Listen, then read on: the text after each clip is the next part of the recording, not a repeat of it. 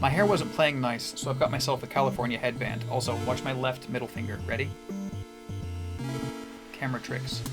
I wasn't going to do an unboxing, but the box is actually something that I've not seen before. So, just to show the differences between this, the RG35XX and the RG405V. The RG405V didn't really end up in the video, it was just there for a size comparison. I did, however, start a Crota run on this with some friends. It's a good time. I'll try to remember to put the card or the link in the description for the stream for that. This is the Keep Retro case. I bought them together. The listing right now for the sale is $56.99, and I paid $68.99.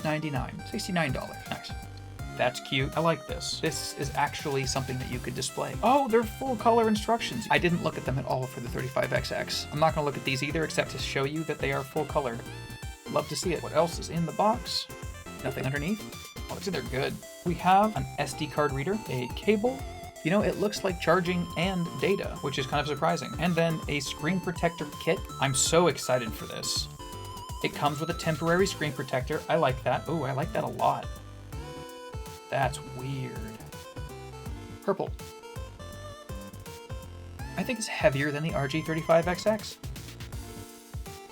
So brief overview. I like that you can see the battery here. I like that you can actually pull the battery plate off. Does this have that? It does not. You have to take this, you have to take the RG35XX apart to take the battery out. This one, watch me break it like with my original Game Boy. Oh. Color. That's neat. I didn't realize that was a thing. This thing is going to outlive me. We have volume up and down on the side here. Headphone jack, micro SD card slot. We have a USB-C. I was right about the cable. Nothing on the right. We have power on the top. Speaker on the bottom right. It looks like it has a little rumble motor. Right there. The RG35XX also surprisingly has rumble. Not many games support it, but some do. Okay, so we have your bumpers, shoulder buttons. I said it right this time. Face buttons. Oh, they feel pretty good. They feel a little bit different, but very similar. Select and start. Menu button. Cool. It's powered on. First time boot always takes a little bit. The RG35XX had a 4 out of 5. This has a 7 out of 10. Wi-Fi. Nice touch here. Device info. See what we have here.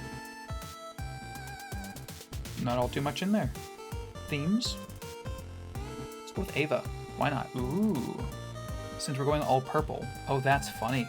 Let's go check out the games section. It comes with a decent amount of systems, GBA, and we're gonna play something that I own. I'm gonna go back to Golden Sun. I've got a good point of reference here. Ooh. It's actually kind of loud. It sounds a little tinny, but not horrible. I think this might automatically scale properly. This looks more correct.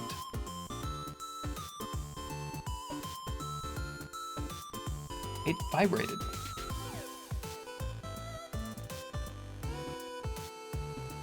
There's net play though, that's cool. I'm not missing anything, okay.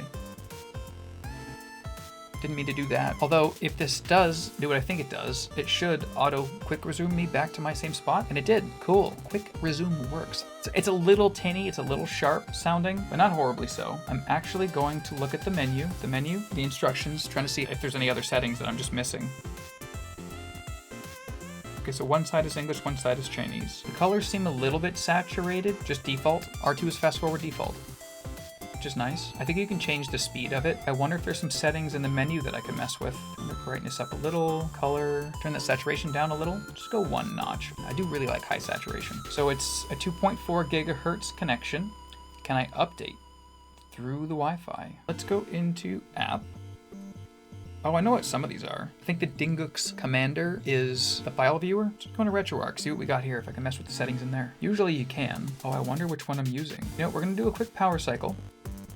Yes. It's nice that it checks for shutting down.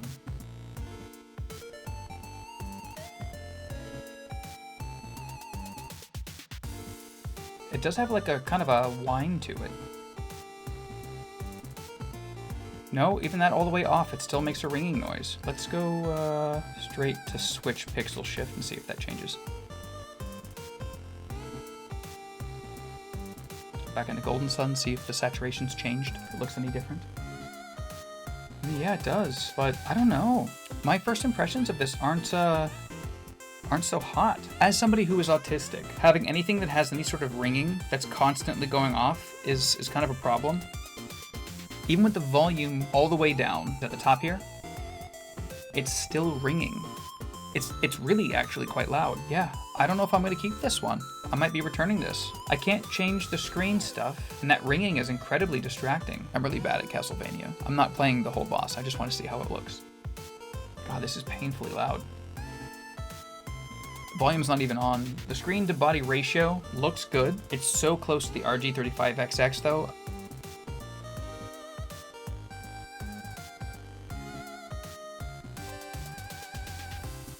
This is the winner. It's so loud, like I'm getting like problems. Jeez. I'm really bad at this, especially at this angle. If you have sensitive ears like I do, a lot of noise. Power of Sire. Okay, I much prefer the Anbernic. So for the sake of consistency, I'm gonna go back to Golden Sun. Again, one of my favorite games of all time. I love Golden Sun. This looks more like what I remember. So bright in here. Slight angle might help. This one looks better. The RG35XX looks better, looks more accurate, sounds more correct, doesn't have the high pitch ringing to it. Like I said, they're the same size screen, not the same screen.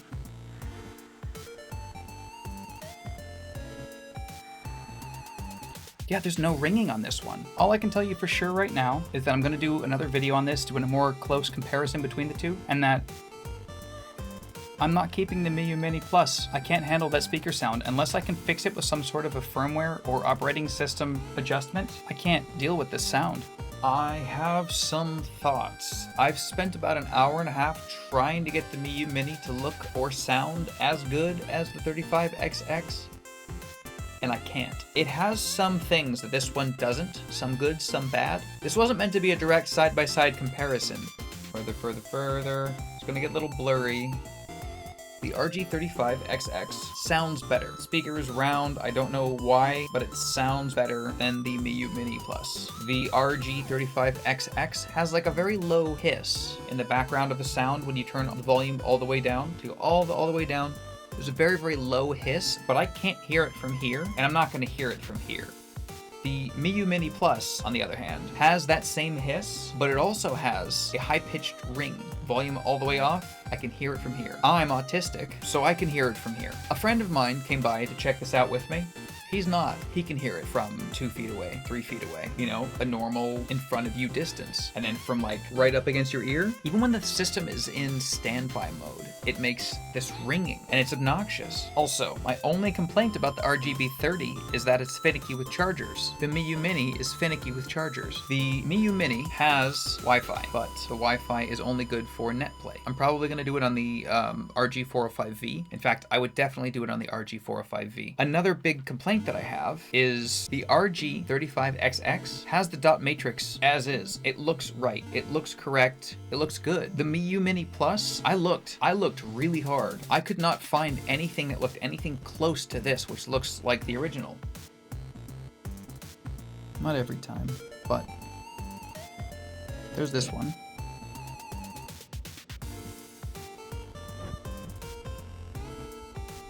There's what it's supposed to look like.